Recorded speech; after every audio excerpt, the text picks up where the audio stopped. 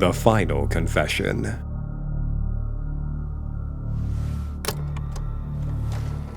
The tape clicked on, spooling up to recording speed, as Severina Holst, well-respected archivist, writer, and purveyor of printed works across the Imperium, readied her meager desk in the confines of her interview room, once temporary hab module. The room was noise-deadened, as per her request. Panels of dampening fabric adorned the walls and ceiling, helping with the audio transmission. No one outside this room would hear the conversation. They would only know the official recorded narrative. The microphone across the table in the center of the room was adjusted, levels altered, as she went through the motions she had always done across her storied career as a war archivist. The need for her kind, and the stories she must record, had been prescribed to her in implicit detail. She had waited a number of years for this chance, and she prepared everything to perfection. Now, at the end of his long, illustrious career, Ignatius Strolg, Marshal of the 522nd Krieg Death Corps, was due a well-deserved retirement and a final interview of his service. Severina once again fussed over her equipment, as two hard rasps were heard from the cold durasteel door. The metal slid open, and two massive, masked men came through, brandishing las carbines and bayonets attached. They stood at the ready as an old man, hooded and cloaked, covered in mildew and smelling of fine perfumes, walked with a cane through the doorway. "Thank you, men." Both soldiers breathed noisily through their grills, emotions robbed by the dint of their fully encased faces. They nodded and left in good order. One of them stalled at the door, turned to the frail man who waited to see them leave, and gave a shaking salute. An old-style salute that had gained notoriety in the ranks since its reintroduction by Ignatius Strolg over 150 years prior. Mirroring the salute with battered, arthritis-afflicted hands, but muscular in their own way, Strolg turned to face his interviewer and spoke in a quiet, authoritative manner. Good evening, my dear archivist. Please, call me Severina. She reached over to shake his hand. It felt cold to the touch, as if death already had its talons in the man, and this conversation was being held on borrowed time.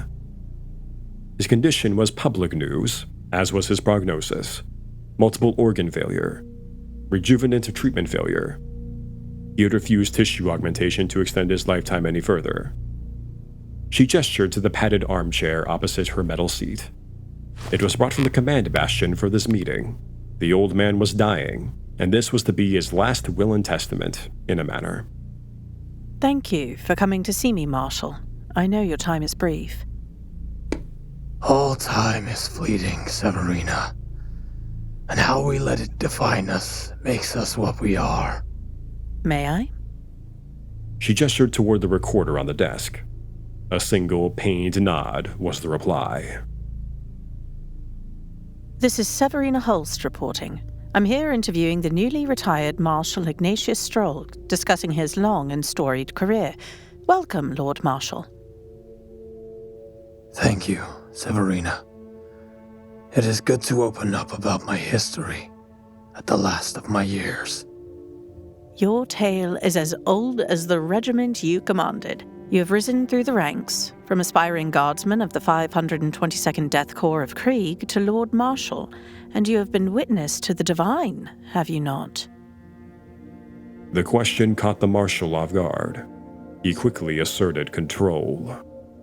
From Aqua invasions, Necron Tomb world assaults alongside the Adeptus Astartes, to defenses against the traitors at Ryjax IV, Selinus Majoris, and Gustav's Redoubt.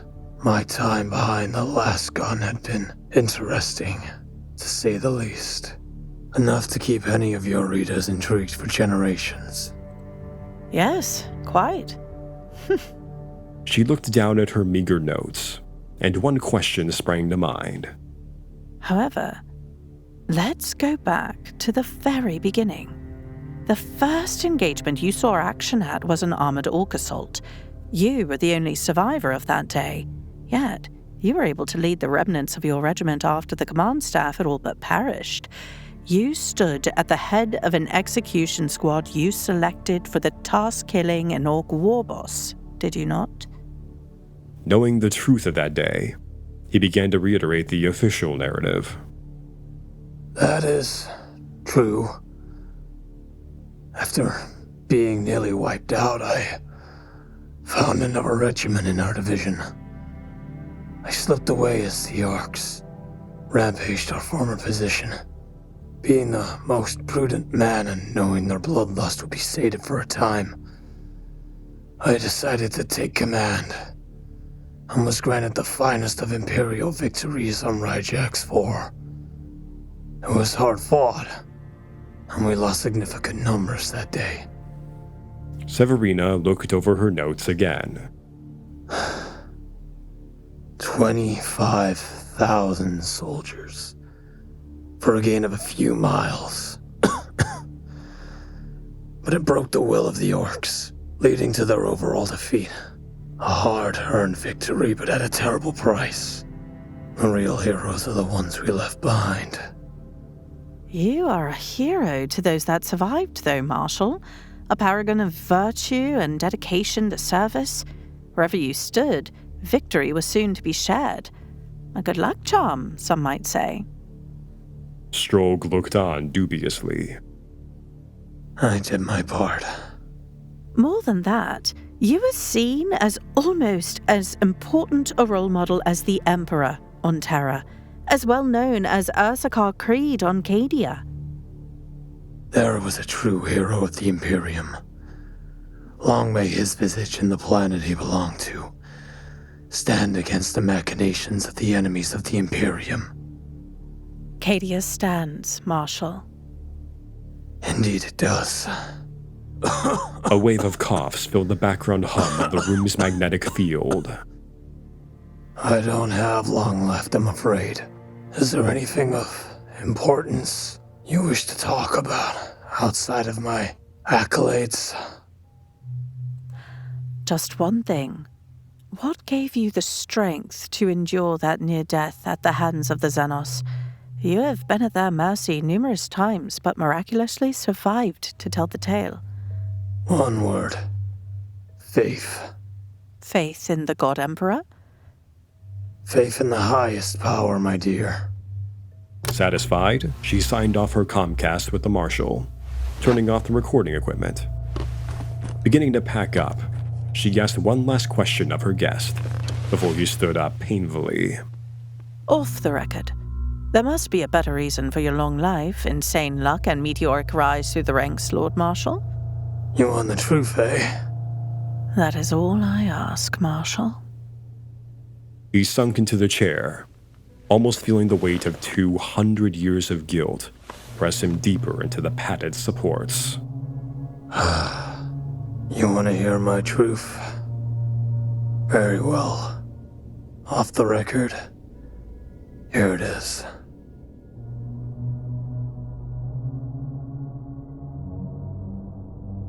We were under orders.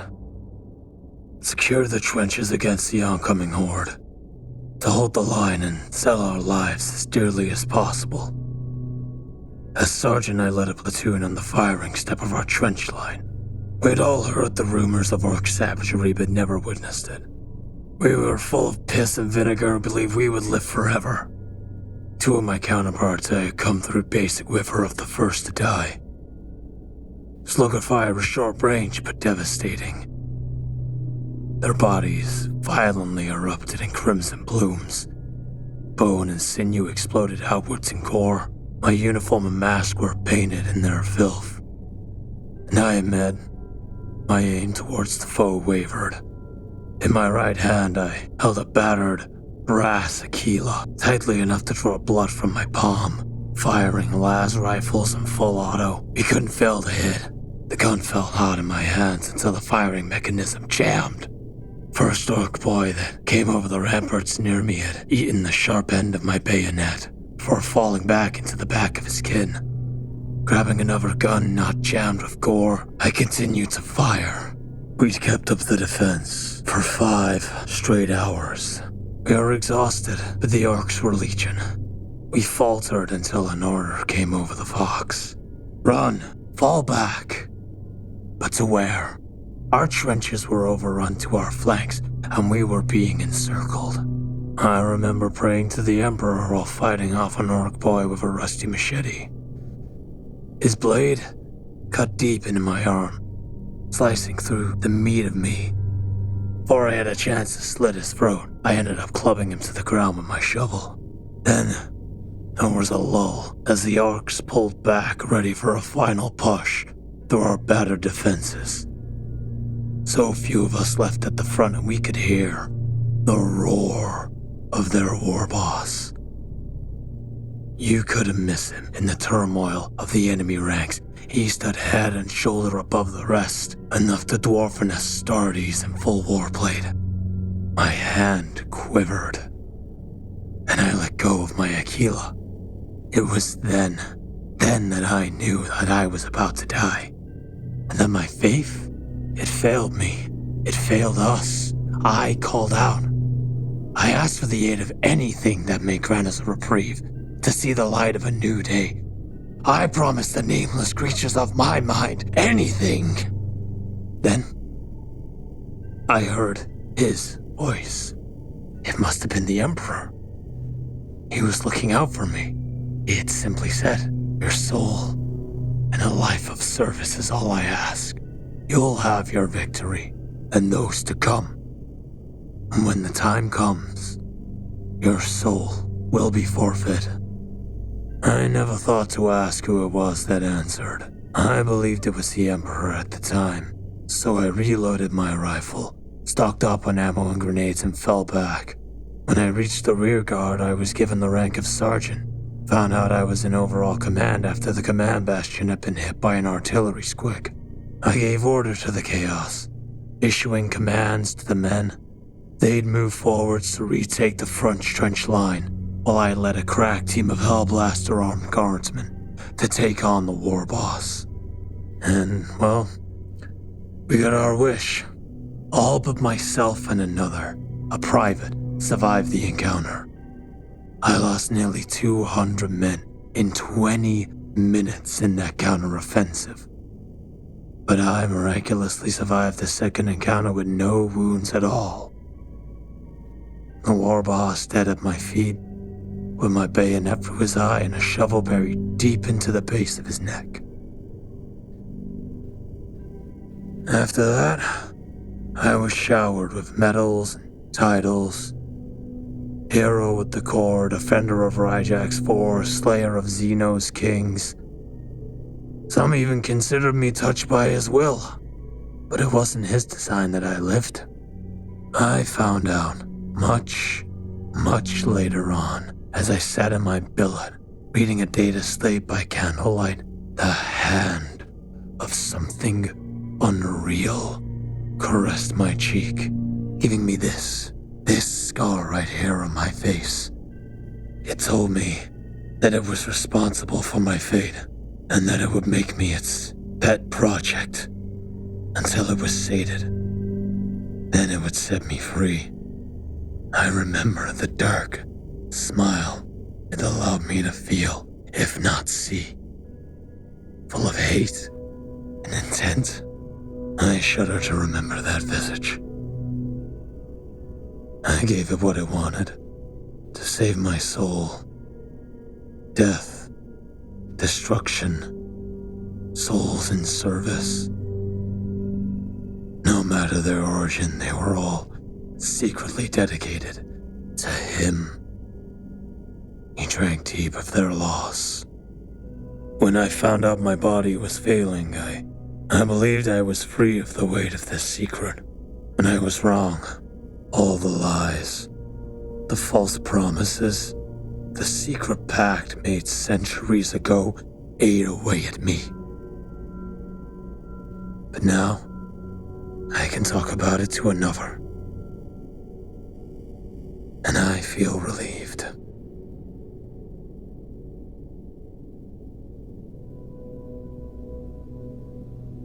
I assume this raises more questions for you.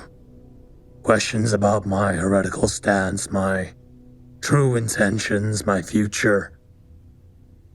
To be honest, I am dying, and soon I will find release.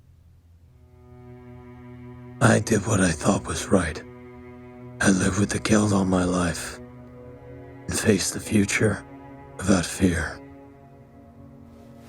Severina Holst sat in her chair, blinked twice, then went to speak.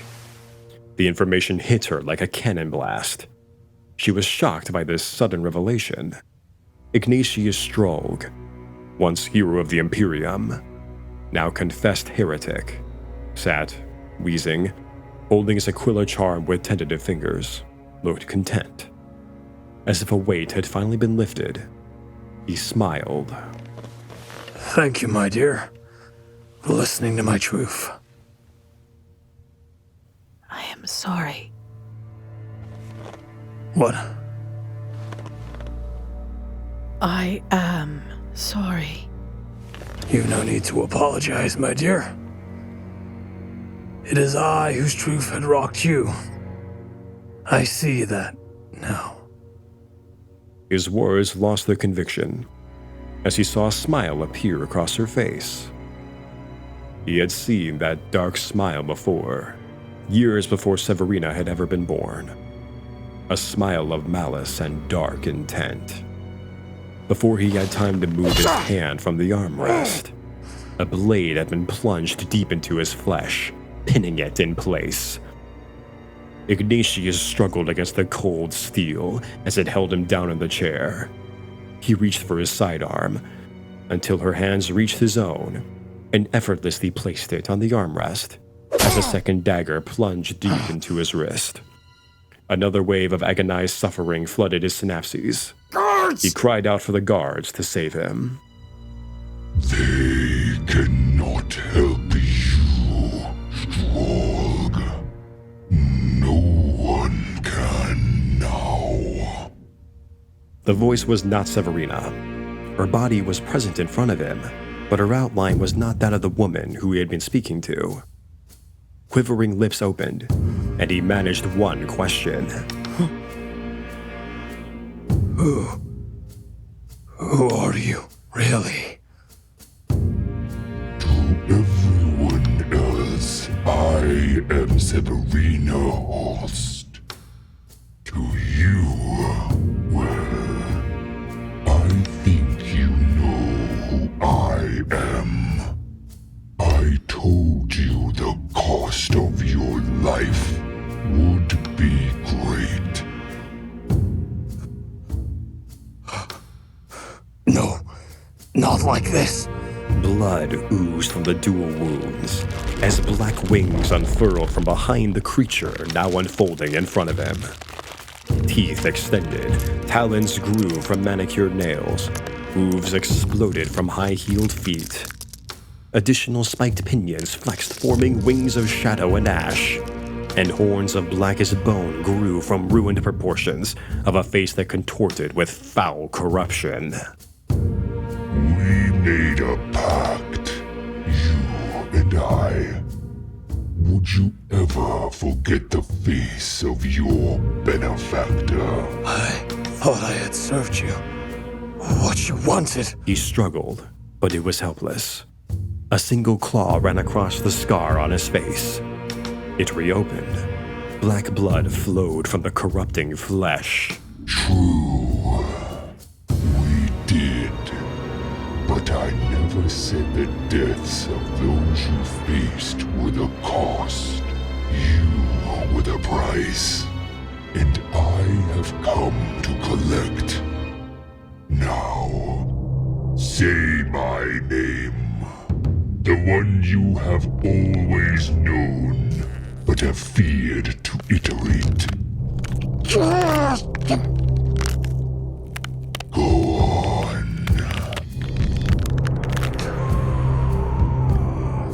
Ignatius' screams were exquisite in their agony, as the Dark Prince of Chaos, Bellicor, took what he had always known would be his, feasting on the agony of this meal long in preparation. Liqueur. Well done. Outside the room, 2 guardsmen of the Death Corps of Krieg stood to attention, unaware of the horror that occurred behind sound-dampened, blood-soaked walls.